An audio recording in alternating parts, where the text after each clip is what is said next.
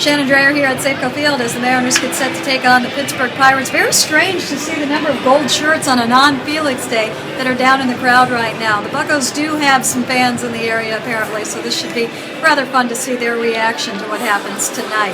Now, of course, big news here. A couple of hours ago, it was announced that Franklin Gutierrez is being placed on a 15-day DL with a strained right hamstring, and Dustin Ackley had been recalled. We'll tackle the Gutierrez thing first.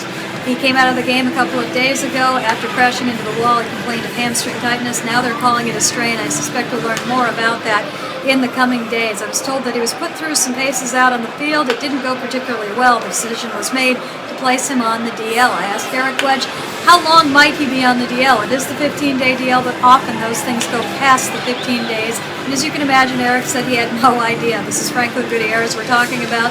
It is a hamstring injury. It's hard to put timetables on either right now. So for now, Franklin Gutierrez is out on the 15-day DL, and Dustin Ackley is up or on his way up. Didn't see him downstairs when I was there a couple of minutes ago.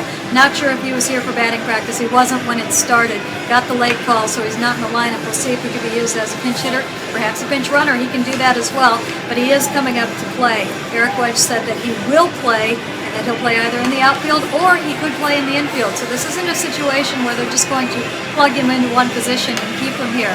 They realize his versatility. He can play just about anywhere, assuming that the reports that we've heard of his success in the outfield are accurate. He's looked good in left field from what I've heard. Not as sure in center, but that's a new position to him. Remember, although he was touted as an outfielder coming out of the draft, he actually only played 16 games in the outfield in college. He's always been an infielder. He played a little bit of outfield in the Cape Cod League, so this is somewhat new to him, but he's got all the tools to play in the outfield. He can use his legs. He is a speed guy, believe it or not. We've seen him when he's healthy with the ability to steal bases. He runs well. That's great to have in the outfield, and he also has the ability to play left, and that's where he's most comfortable right now. So with Ackley up, you're looking at a guy that can play left, possibly center, second, and first base. So there'll be plenty of opportunities to get him into the lineup, and I suspect we'll see him quite a bit, as the interest is what is going on with the bat. Will those numbers we saw in AAA translate to the Major League level? That remains to be seen, quite honestly. I can't wait to see it. Those are some intriguing numbers he put up.